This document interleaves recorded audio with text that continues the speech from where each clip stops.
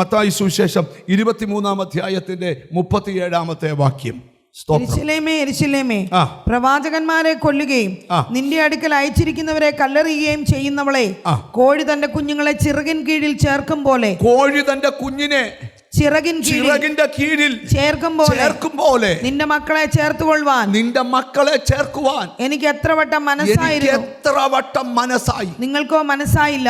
പ്രവാചകൻ പ്രവചിക്കുക, കോഴി തന്റെ കുഞ്ഞിനെ ചിറകിന്റെ കീഴിൽ ചേർക്കും പോലെ നിന്നെ ചേർത്തുകൊള്ളാൻ എത്ര വട്ടം എനിക്ക് മനസ്സായി. ഈ നമ്മുടെയൊക്കെ വീടുകളിൽ പണ്ട് ഓർക്കുന്നുണ്ടോ, കോഴിക്കുഞ്ഞുങ്ങളെ വിരിച്ചിറക്കാറുണ്ട്, ഇല്ലയോ? നിങ്ങൾ നോക്കിയാൽ നിങ്ങളുടെ ആരുടെയും വീട്ടിൽ ഇല്ലയോ? കയ്യൊന്നും ഞാൻ പൊക്കിക്കുന്നില്ല, മൊത്തം വീടുകളിലും ഉണ്ട്. ഇപ്പോൾ ആ കോഴിമുട്ടയൊക്കെ വാങ്ങിക്കാൻ തുടങ്ങി. നിങ്ങൾ ശ്രദ്ധിച്ചേ, സ്തോത്രം. ഈ കൊച്ചു പിള്ളേരൊക്കെ ആയിരിക്കുമ്പം നമ്മുടെ കയ്യിൽ ഒരു നീളത്തിലുള്ളൊരു കമ്പും തന്നേച്ച്, ഒരു 10-25 കോഴിക്കുഞ്ഞുങ്ങളെയും തന്നേച്ച് നമ്മളെ ആ ഉമ്മരപ്പടിയെ ഇരുത്തും, നോക്കിക്കോണം. നിങ്ങൾ ശ്രദ്ധിച്ച് കേൾക്കണം. നിങ്ങൾ നോക്കിയേ, ഈ തള്ളക്കോഴി ഓരോ ചെതൽപ്പുറ്റൊക്കെ ഇങ്ങോട്ട് ചെതഞ്ഞങ്ങോട്ട് ഇട്ട് കൊടുക്കും. ഇപ്പം ചെതലൊക്കെ ഇങ്ങനെ ഓടാൻ തുടങ്ങുമ്പം ഈ കൊച്ചു കോഴിക്കുഞ്ഞുങ്ങളെ അതുങ്ങളെ കൊത്തിപ്പറക്കും. ഇത് ചെതയുന്നതിൻ്റെ ഇടയിലും ഈ തള്ളക്കോഴി ഇടയ്ക്കിടയ്ക്ക് ഇങ്ങനെ ഒന്ന് നോക്കും, നമ്മളാരും നോക്കത്തില്ല. എന്നിട്ട് ഈ തള്ളക്കോഴി പെട്ടെന്ന് ഒരു പ്രത്യേക ശബ്ദം പുറപ്പെടുവിക്കും. അത് നമുക്കൊന്നും മനസ്സിലാകത്തില്ല, പക്ഷേ ആ ശബ്ദം പുറപ്പെടുവിക്കുകയും ചിറകിങ്ങനെ വിടർത്തി കൊടുക്കുകയും ഒന്നിച്ചായിരിക്കും. ഈ 10-25 കോഴിക്കുഞ്ഞുങ്ങൾ വന്ന്, സ്തോത്രം, ഇതിൻ്റെ ഈ ചിറകിൻ്റെ കീഴി വന്ന് കയറും.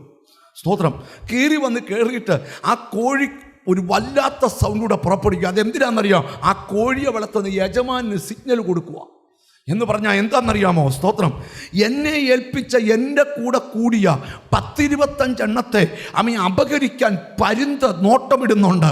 ഞങ്ങൾ ചിറകിൻ്റെ കീഴിലാണ്, എന്നാലും ഒന്ന് നോക്കിക്കോണേ എന്ന ആ കൂവലിൻ്റെ അർത്ഥം. നിങ്ങളൊന്ന് ശ്രദ്ധിച്ച് കേൾക്കണം. ഇടയ്ക്കിടയ്ക്ക് നിങ്ങൾ ശ്രദ്ധിച്ച് നോക്കി, ചില കോഴിക്കുഞ്ഞ് ഈ തൂവലിൻ്റെ കീഴെ കയറിയച്ച് തലയിട്ടൊന്ന് നനക്കുമ്പം തൂവലിനകത്തൂടെ തല വെളി വരും.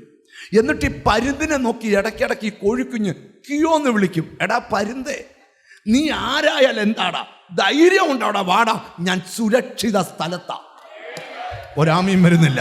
ഞാൻ ഈ ദൂതന് ഈ അർത്ഥത്തിൽ പറയുക, കോഴി തൻ്റെ കുഞ്ഞിനെ ചിറകിൻ്റെ കീഴിൽ കയറ്റുന്ന പോലെ നിന്നെ കയറ്റാൻ എനിക്ക് മനസ്സാ. പക്ഷെ നിനക്കോ അകന്ന് നിൽക്കുന്നവനെ അടുപ്പിക്കുന്ന ദൈവകൃപ, നിനക്ക് വേണ്ടി തുറന്നിട്ട ദൈവത്തിന്റെ സുരക്ഷിത സ്ഥലം. സ്തോത്രം. 91 സങ്കീർത്തനം അറിയാവുന്ന ഒരു കൈവക്കിക്ക്. സ്തോത്രം. 116 അറിയാവുന്ന ഒരു കൈവക്കിക്ക്. കൈതാത്ത് 119 ആണ് അതറിയാവുന്നവർ. ഒരെണ്ണമില്ല. അതെന്തായി 91 ഇത്ര പിടി? പറയാം. അതിനകത്തൊരു വാക്യമുണ്ട്, അവൻ തൻ്റെ തൂവലുകൾ കൊണ്ട് നിന്നെ മറയ്ക്കും. ഒരാമയും വരുന്നില്ല.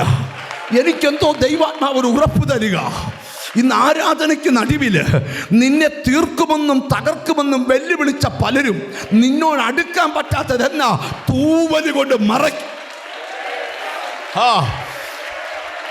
നിങ്ങൾക്കത് മനസ്സിലായില്ല. ഈ 91 അറിയാവുന്നവരല്ലയോ?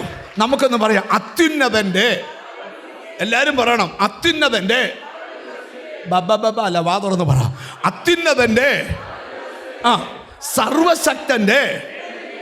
അവൻ പറയാ, ഞാൻ ആരാന്നറിയാമോ? ഒരുവന്റെ മറവിലാ. ഞാൻ എവിടാന്നറിയാമോ? ഒരുവന്റെ നിഴലിൻ കീഴിലാ. ഓ ജീസസ്, ഇന്ന് ദൈവാത്മാവ് ഒരു ദൂത് പറയുക, കലിതുള്ളി നിൽക്കുന്ന ചില ചീറ്റലുകൾ, ചില സംഹാര ശക്തികൾ, അലറുന്ന സിംഹശക്തികൾ നിനക്കെതിരെ വരുമ്പോൾ നീ വിളിച്ചു പറയണം, ഞാനൊരു മറവിലാ. സ്തോത്രം ചെയ്ത് തുടങ്ങ. യേശുവിൻ്റെ നാമത്തില്, യേശുവിൻ്റെ നാമത്തില്, യേശുവിൻ്റെ നാമത്തില്. ജീസസ്. നാട്ടുകാർ തലകുത്തി നിന്നിട്ടും നിന്റെ വീടിനകത്തൊരു അനർത്ഥം വരുത്താൻ പറ്റാത്തതെന്നാ? കൊടിയ മന്ത്രവാദികൾ കുടിയിരുന്ന മന്ത്രങ്ങൾ ചൊല്ലിയിട്ടും എന്താ നിന്റെ വീട്ടിൽ അനർത്ഥം വരാത്ത? അവര് കാണാത്തൊരു തൂവല്.